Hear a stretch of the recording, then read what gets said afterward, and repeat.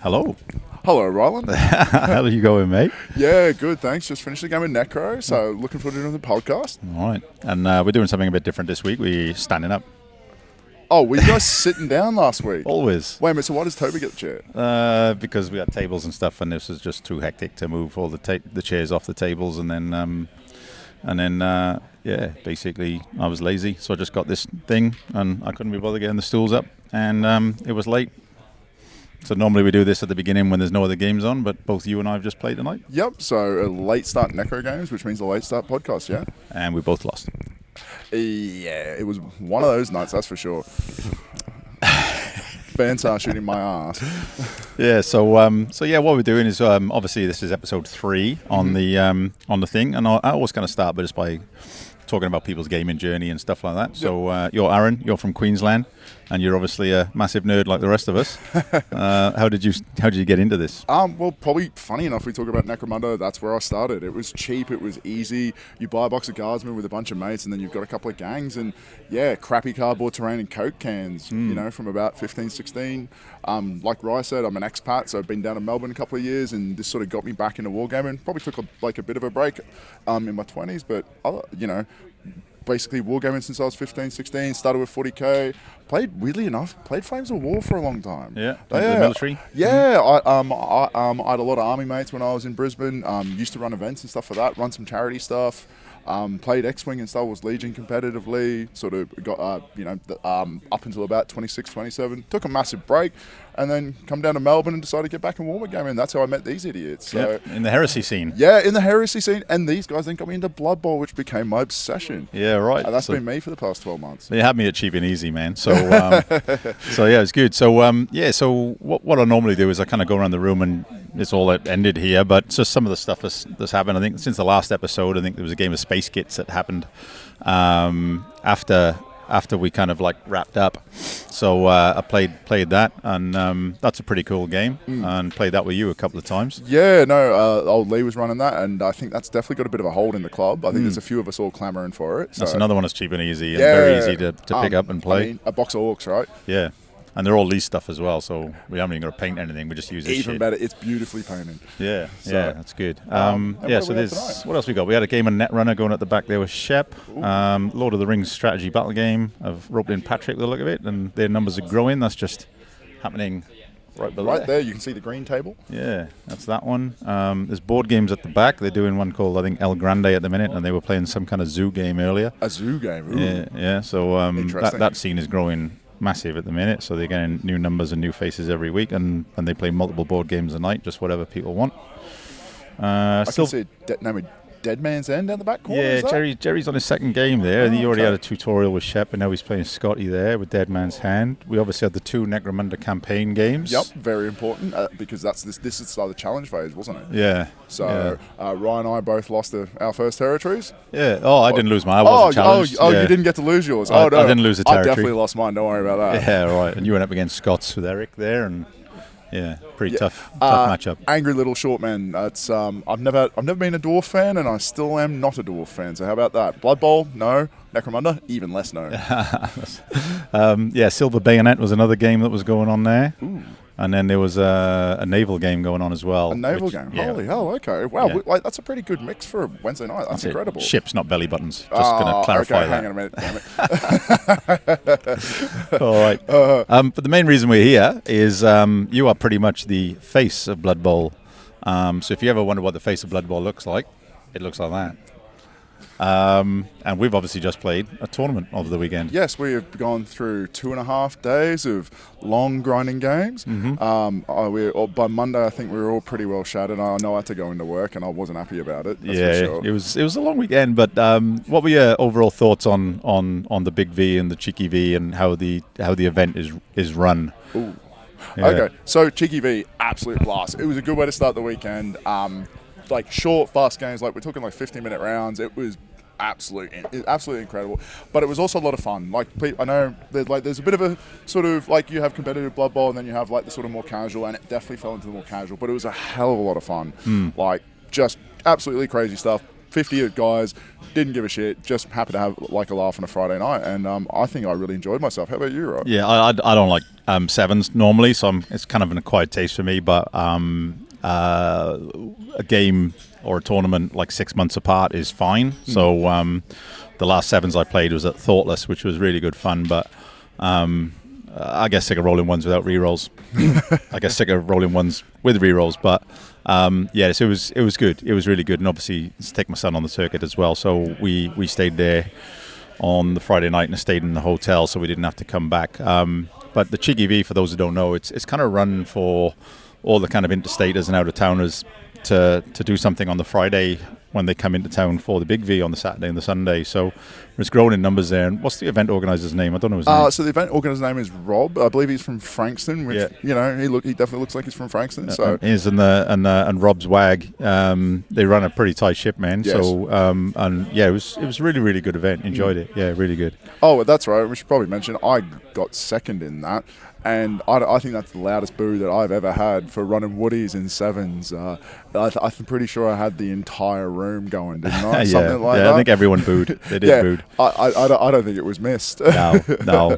And I've got a weird mental blank. I can't for the life of me. I thought I played Patrick, but I talked to Patrick tonight. I still can't remember my third opponent. I have no idea who it was, because I thought I played him. He goes, no. We hugged because we sat next to each other in game 3, and he was playing Jinx. And I remember that then, because Jinx was rolling by that point. He usually is, because he is a madman. And I love playing Jinx. Patrick got that honor, and I can't remember my third opponent. Can't even remember what the team was. And I'm trying to think. I can't remember what you were playing. I was too busy. Raping face, yeah. Hey, look, I fought 1 halflings. It was fun. Someone wasn't happy about that, especially when a tree picks up the ball. Ooh. Yeah. and the Big V itself, I mean, Johnny does a great job there, man. I mean, that's just like, it's just a beast of a tournament. I think there was how many players, like 150, 160 or something? Yeah, I'm pretty sure we had about 150 this year. A little bit smaller than last year, but still a massive event. And funny enough, being the Big V, that was my introduction to Blood Bowl. These guys literally threw me in the deep end, and that was my first one. And it was run really well last year, and this year was just as good. I mean, some of the swag, right? God. Yeah, the swag bags were great. Everybody that goes in gets a show bag. There's always a star player in there. Well, I say always. We've only done it 2 years in a row, and there's star players there, random star players in your bag. There's always the dice, and then the coup de grace this year was the medal ball token from Charlie Victor. And you know, like I know, like in the Blood Bowl scene, like we love our swag, we love our little bit of bling, but you see someone with a medal ball token, especially if it's like sort of marked or tagged from an event, and you know they've been to some serious tournaments. So it was really nice for everyone to get one of those. Everybody that attended got one of those. Absolutely phenomenal. And of course the usual sort of like dice and stuff like that, which for some reason, like I said, Blood Bowl players, we're all bowerbirds. I don't know what it is, man. Yeah. We all seem to collect this shit, and I've got piles of them. Yeah. And there's some interesting things in the Cheeky. Go back to that as well. There was a colouring competition, which you then... So they had this printout where you kind of like colour in like a skeleton or a ghoul football player, and you could enter the competition. And Lane, my son being 12, thought he was a shoo-in for this. Now, I was quite surprised to see when the people have submitted for the prizes that they were grown-ass men going up against Lane who actually submitted coloured pictures. You're kidding me. I actually wasn't paying too much attention to that. I remember a newspaper article a few years ago where some grown-up entered some kind of like competition, which was a kids competition, and won it, and then turned up at a hospital or something to collect his prize. Oh, you're kidding me. So Lee Avery, if you're looking at this, shame on you, man, for entering a colouring competition and beating a 12-year-old. There's no glory in that, man. But it was a really good shading on your picture. So you know, I kind of feel like this is a Simpsons reference. I'm pretty sure Homer Simpson did something like this, didn't he? But the good thing as well, though, is it teaches Lane, you know, a little bit of humility there, that he thought he was going to win because he's a child, and he thought he might get like a sympathy vote, even though people had better drawing than him. But some 40-year-old dude put it in, and they gave it to the 40-year-old dude. You know what I mean? It's just, and you know, I mean, like that can be said about Blood Bowl. Like, it's not forgiving. That's right. And you can't expect to win. It's just not going to happen. You got to earn. You got to earn everything. That's it. You have to grind in blood, sweat, and tears, and probably more tears than blood. But yeah. That's it, man. So so we did the Cheeky, mixed success. I think I got 1, 1, and 1. Yep. You obviously so excelled. I went 2, 2, and 2. Not too bad for Orcs. Being a slow team, kind of hard to catch the Agi teams, but also kicked the crap out of a few players. So I was pretty happy with that. Yeah. Better than last year's result. Where did I come last year? Do you remember? In the Big V? In the Big V. Where did I come? I'm pretty sure you were like last. I'm pretty so I was more last than last. There was guys that had played half the event and still came further than me. So to come, I think it was 72nd. Not too bad for a second run. Yeah, well, we'll go through that anyway, because the previous episode was me and Toby were basically kind of speculating to see who was going to, how people were going to go. And so I thought this episode we could kind of like so I've talk jumped about. the ship, of course. Yeah, you jumped the ship. That's fine, but that's all right. I didn't tell you, so we're without a safety net here, but that's fine. So what we'll do is we'll go through the different teams. Because there were a lot of predictions that were made. Did you watch the episode? Yeah, so I listened to the last one. Didn't have a chance to watch it, but definitely listened to it. Cool. So, yep. All right, so we'll go through it then. So the team placing, obviously, for those catching up, Westgate ran 3 different teams. Toby was a captain, you was a captain, you were my captain. That's right. Captain, my captain. The highest placing team was the A team, and they finished 17th. Now, I'm just going to say here, we ran 2 teams last year, and I think we finished last but one. Yeah, we finished last and dead last. Yeah, it was bad. Yeah, we were all shit. And I looked at the teams this year, and there's actually a pretty good spread of like half decent players. We obviously don't mix in with the big boys. Yeah. We did have a player this year who did mix with the big boys and kind of came a cropper, but he did well, and we'll get to him in a minute. But the A team was made up of James, Toby, Jerry, and my son Lane.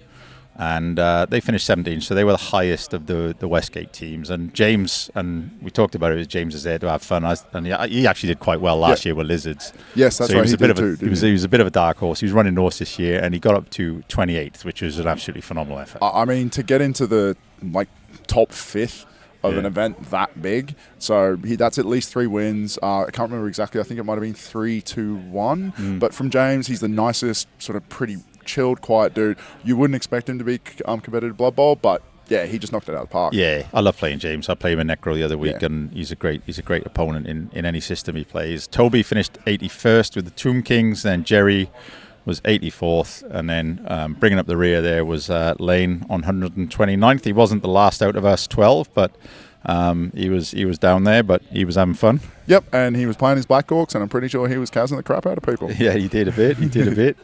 So then the next one was our team. So coming from the 17th, we were 19th. So not too bad. So I look at the standings. A team and the organised, my team, the organised, because that's what I do. We actually had the same score. They just beat us on casualties. I think there was a 2 or 3 casualty difference, and it was enough to knock them into 17th for bragging rights. Right. Yeah, just a bit of fun fact there. And another great effort here from Ant, who finished 31st. Yeah, once again, same boat as James. Nicest dude, probably one of the more solid Blood Bowl players that I've met, and just a really, really good result for him. Once again, that top 3rd. Good, top 5th. Good rebound for him as well, because he did quite well with the Necromantic Horror in our league. And then we went out to Risky, and he had a bit of a bad day down there with them, and then he's rebounded here, obviously. So he's had a good run. You finished 72nd with Orcs. How did your weekend go? Yeah, it was really, really good. Didn't expect to win the tournament, because obviously I'm definitely not there yet. Just a quick one on Orcs. They're not the quickest side, so they usually get predicted as one of the better teams, but also one of the teams that isn't going to win an event, because you just can't score quickly enough when it comes down to it. You're on a 4-turn score. I'll be honest with you, it's a bit of a blur.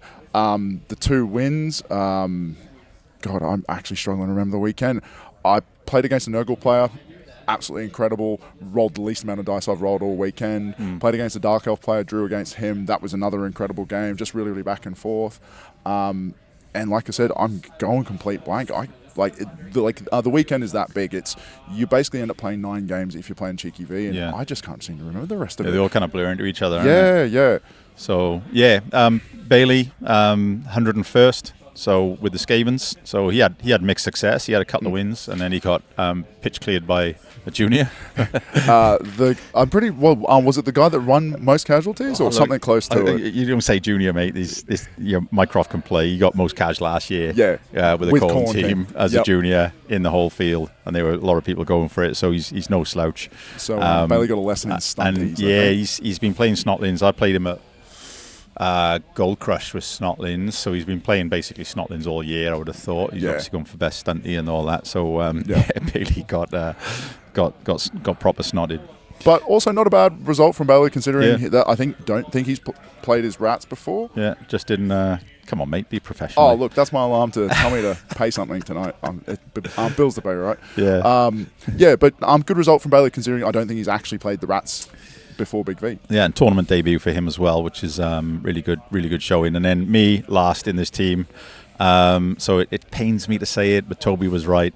That I would be dragging the team down, and I certainly did that on 124th. So I actually went, because I took Goblins last year, and I played all 6 games, and I lost them all. I didn't lose them all. I didn't win one. So I think I had 2 draws and 4 losses with the Gobs last year, and then I started off this year with like first 4 games didn't get a win, so I was like 10 winless games at Big V, which was a pretty rough trot before playing one of our other guys who was in the shit show, and that was my first win in game 5. So that's the last team, which was the one that was expected to do the best. Oh, and right, just a funny fact.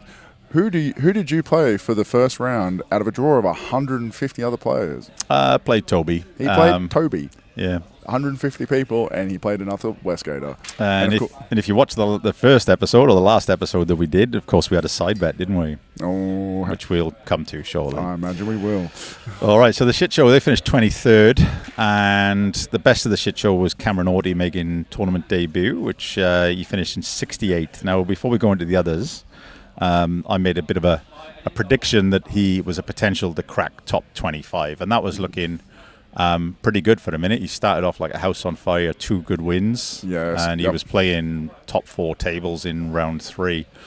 And of course, when you get up there, that's when you play some of the Victorian big boys, you know, people who can actually play Blood Bowl. Yeah, and he loves that because he's a thinker, and you know he'll learn from his losses as well, and he's just in awe of like, oh man, these guys were just like fantastic. So one of them was the dude who beat Toby 4-0, the elf player. I can't remember his name.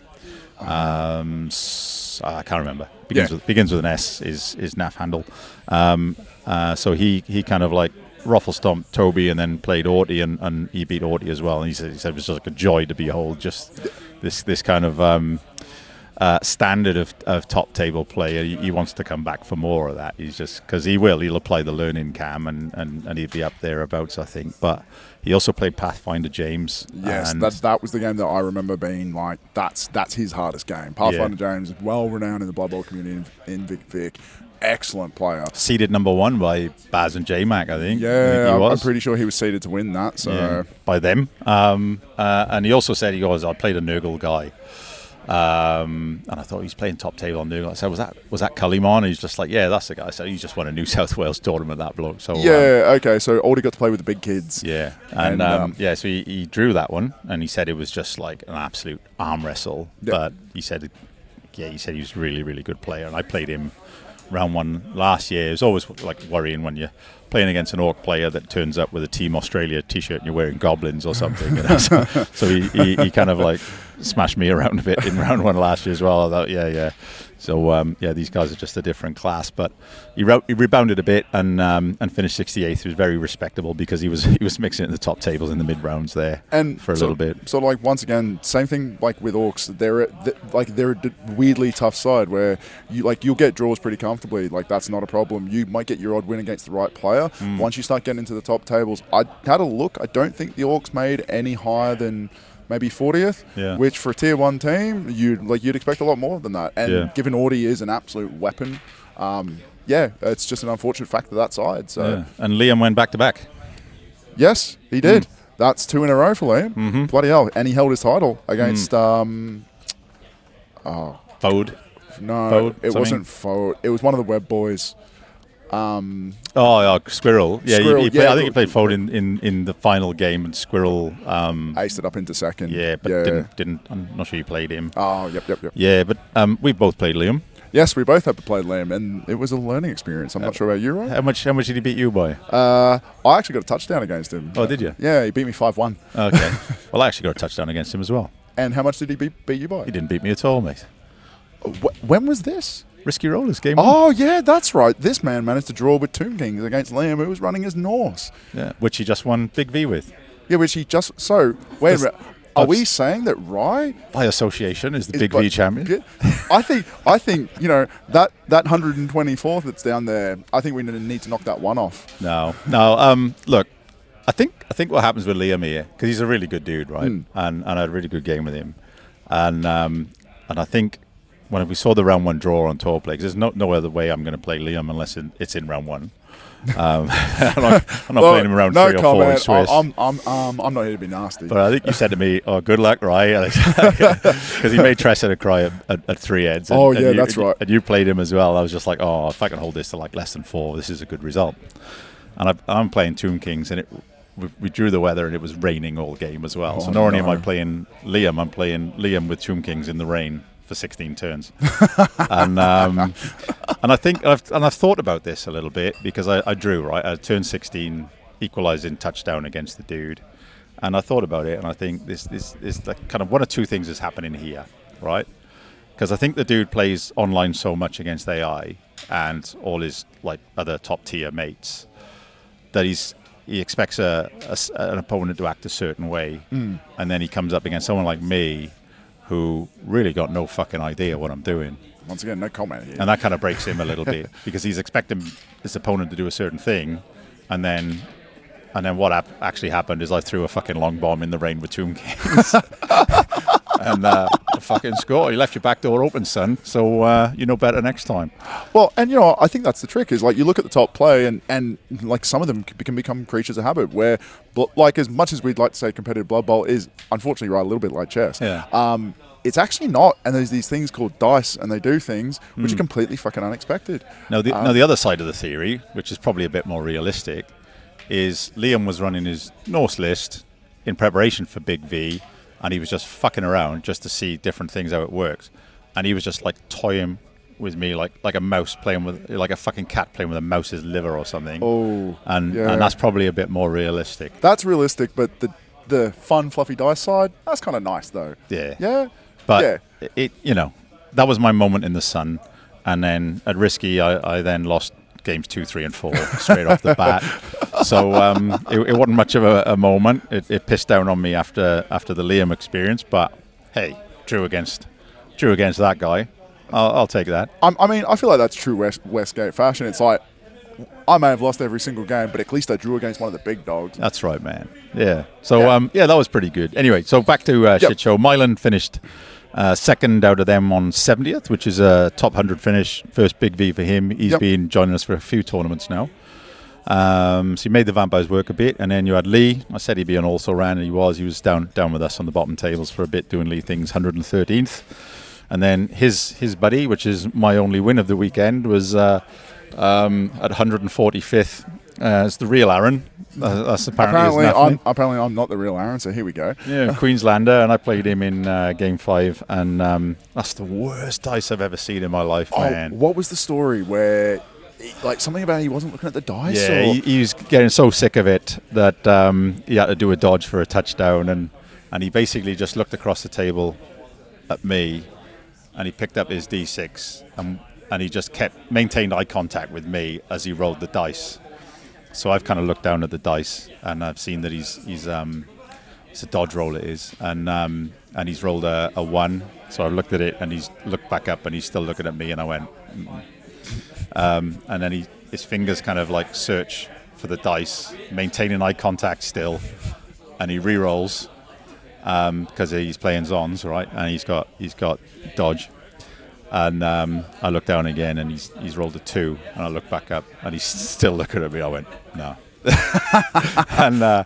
And he was just absolutely punished with his dice that game. It was just like the worst I've ever seen. I didn't complain about any block dice or anything that was shit for me, or in the last game as well, because that guy was just getting pummeled. And I mean, that's what happens sometimes in Blood Bowl, where you just watch something and you're just going, hang your head in shame and go, look, I cannot complain anymore. Yeah. I think that happened to me in my last game. I ended up with a draw against Dark Elves. I almost pitch cleared him by half time. Yeah. And I kind of just let it go. I was like, I can't see you fail another 2-up dodge because you've already killed 2 of your own players. I haven't even done this. Yeah. So you kind of just go, yep. Yeah, he did double skulls into double skulls twice. He definitely did it twice. He might have even done it like 3 times in that Oh, game. God, I'm pretty sure he did it twice. The poor dude. Yeah, he was just, but he was enjoying himself. He was fine. But also, that's just Blood Bowl. It's a punishing game. Like, you've got to have a bit of a sucker for it, you know. And talking about punish, let's talk about the bet. So, here we go. So I had a bet with Toby because we were both running Tomb Kings. I was going into this pretty confident, actually. I mean, Ryan has been playing Tomb Kings for like half a year or something like that. Yeah, it was 6 months. Yeah. Plus, also, you know, Toby was a teammate of mine at 3 Heads where I went unbeaten. Unbeaten. And draws don't count. yeah, come on. I won a game. I beat Captain Prosecco there. Mate. Oh yeah, that's right. Yeah, that's right. Yeah. You did. That was nothing to do with me. And you talk about dice. I think I like killed his Croxagore and killed I had like 4 or 5 cash in the first 3 turns. And he was like looking at his mates and going, fuck, he's killed like 5 dudes. He still nearly beat me with like 7 players. So I had like a last turn winner to beat him. But the story there is I was using his own dice, which obviously we talk about the swag. He's Gold Crush TO, right? Oh, yeah. And I was just using Gold Crush dice to fucking break his armor and kill him. He just ramming this Gold Crush dice into him. Oh, and don't bring up 3 Heads to Lee. but 3 Heads, Anyway. Toby, mate, he lost it. He lost all his games at 3 Heads. So I thought I'm fucking confident here, man. I'm going to win this. So and you put some pretty serious bets down, didn't you? we did, yeah. It wasn't cheap. It wasn't cheap, Aaron. I mean, Toby's not cheap, so. So yeah, he's not. Yeah. So bottle of booze up to $50, right, for finishing higher. And then the second part of the bet was a Necromunda gang box, right, for most casualties. So Okay. there's a 2-part bet, right? Yep, 2-part bet. That's getting pretty high So stakes. if you don't get one, you got a chance of the other. So I draw him in round 1, and he beats me 1-0, but I lead on cash 3-1, right? So I thought, okay, you know, we'll go all right. I'll do a little bit of a mini submarine. He rolls into elves, and he loses 4-0, but he beats them up. Yep, so lots of cards this Yeah. time. Okay. So I think you got like 4 or 5 cash, right? Ooh. And then he rolled into elves again, which is Elven Union, or I think he played Elven Union and Dark Elves or something. He got the trifecta of the normal elves. Yeah. He lost 4-0 again, right? So he's getting fucking pummeled, but he's getting loads of cash, right? So meanwhile, I roll into Nurgle with all the block bloaters, and then I roll into Chaos Chosen with all the blockers, right? Those are not some matchups you want And I was just like, when you're chasing here casualties. we go. And you know, if you get the ball, you know, with the Tomb Guardians on the line, and I've got, you know, Guard and Mighty Blow, I when it's my turn first, I want to be hitting, right, and hitting dudes down. And I was going push. I was like, with goats, push, like fucking great. And then I'm on my ass, and I can't get back up again. So I'm just not hardly rolling block dice, you know. I mean, that's part of getting casualties. In those 2 games, I didn't have a single cash, and I drew them both. I didn't have a single casualty going into turn 16 in both those games, and I ended up with 2 casualties in game 2 and 2 casualties in game 3. So the last turn, I was like, oh fuck, thank fuck, I'm making a bit of a fist of it. Then I played a human player on day 2, and he beat me. He had Grunt Kenny, so I actually killed his ogre twice. That was all right. And then I rolled into Aaron, which was my only win of the weekend, because these are all like draws and losses, right? So I had 2 draws, 2 losses going into game 5. And then at this point now, Toby's had a reasonable day 2. He's won a game and he's drawn a game, right? Yeah. So the 2 4-0s didn't really matter because he's now stacking a couple of wins or whatever. Yeah, because he's playing down sort of like the sort of lower end. And he's out of sight on cash as well, right? So I do all right on cash. I think I get like 3 or 4 cash against Aaron, and there's like 5 KOs, right? So it's like, oh, fuck, they could have been a little bit better. But that's all right. I won that game, and then I went into the last game against Speshi, which is the girl from Adelaide. She's a really lovely girl, right? I had a great game with her. I learned about stalling, fun fact, from her last year. 6 turns. Yeah. Blew my mind. Yeah, she was good. She was really fun. We had a bit of a laugh because we got crop dusted in the middle of that game. So someone dropped their guts and walked off, right? And she was at great pains to say, hey, that wasn't me. I was like, well, I'm glad you said that because it wasn't me either. So someone just like proper crop dusted us. So not only am I copping the loss, and I lost a Tomb Guardian dead in turn 1 on that game. I was like, here we fucking go. So I thought, well, I can't win the place-ins with him, So I'm going to have to just go all out cash. So I told her, I said, hey, I'm going all out cash here. I'm hardly playing. I'm just going to go all out cash. So it kind of forced me to do really stupid, reckless shit. So I was like fouling with blitzers, and they were getting sent. I was 2 sent off, man. And it was just like, it was just like chasing the game and chasing the cash, and it was just dreadful. So, but you did only lose. So you obviously lost the standings. That was pretty clean cut. But you only lost the casualties by, Toby said, 2 or 3. 2, yeah. That's pretty bloody good considering you know, a lot of bash. No elves, no stunties, but yeah. So he well deserved. He got up there. So yeah, he finished 81st. I finished 124th. So I paid out on the bottle of booze. He's got a bit of a sweet tooth, so I bought him a bottle of Chambord. Oh, it's going nice. It wasn't $50, mate. It was 66, but you know, I'll throw him a bone. That's the cost of these things these days, right? Yeah, and then the Necromunda, he wants an Orlock box, so I've ordered that as well. So and I'm pretty sure he's already ordered everything to go with it. So that's it. So he's already set and ready to go. That's it, man. Next Necromunda game. God damn, that's hard to get out. Yeah. So check is in the mail. Paid up my debt, and yeah. Sounds like I wish I made a side bet. Sounds like I could have made a bit of money this weekend. Yeah, fucking lost enough, thanks. Yeah, lost enough, thanks. But yeah, so well earned for him. The twat, and I'm not saying anything like that. It's you know. I'll park the Tomb Kings now, and we move on to ogres, and that's the plan. Oh, so it's ogres next year for you, is it? Ogres, yeah. I put a bit of paint on some nobblers already. Is that what they're called, nobblers? Yeah, they're nobblers, but that's not a lot of paint, right? They're pretty small. No, I got that. I don't know if they're ugly or just, I don't know, or the voodoo ones. Oh, yeah, the voodoo ogres, right? Oh, so nice. They're like voodoo dolls and stuff like that. They're a cool, fun team. Yeah, so, because I just like punishing myself and not winning games. But I mean, the man goes from Tomb Kings to ogres. What do we expect? Well, if 4 strength 5 guys without Bonehead can't do the job for me, I don't know, what the other ogres are going to do. You know what? Snotlings or Noblers, but they're basically the same thing for Blood Bowl. They're pretty good. Yeah. They're a pain in the ass, that's for sure. We'll see. Ask Bailey. We'll see. All right. So what's next for Blood Bowl at the club here? We've obviously got the Necromunda thing going on at the minute. What's next for the Blood Bowl at the club? Taking a bit of a breather, obviously. Big V, absolutely shattered. Need a bit of a break from Blood Bowl. Probably won't last that long. Ask me next week. So I think Jerry's running a little thing for the release of the new season. Just a bit of casual games day. Can't remember the exact dates. It's in the Discord. I'm going to start prepping the next Squig Chaser championship. So next year we'll kick off using the new season, and I'm thinking probably I might do what I did last year, and I'll just run it straight from my hotel in Canberra when I'm playing CanCon, because I'm definitely planning on doing that next year. Yep. And I think we'll roll straight into the next season. I'm going Squig Chaser 11s or 7s? Oh, I think I'd like to do 11s. Yeah. Me personally, I think 7s is fun, but once sort of as we spoke at the start of the podcast, not really my jam. Bit of a laugh, good once and every now and again, not enough for 3 months. So I reckon we'll end up doing 11s. And then I guess we just have the usual tournament circuit, which we're very lucky to have in Vic. So, and I think I've got to start doing the preparation for that in December, because I literally got home on Sunday afternoon and there was a message going, when's the next league start?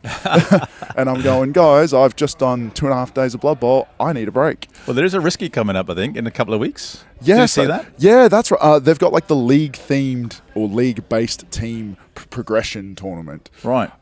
Sounds kind of interesting if you're up for that thing. Probably not my jam. And I do know, funny enough, there's a Season 3 tournament at the Gaming Arena run by JMac on the 10th of January. Yeah, right. So if you want to play, how much Blood Bowl do you want to play, basically?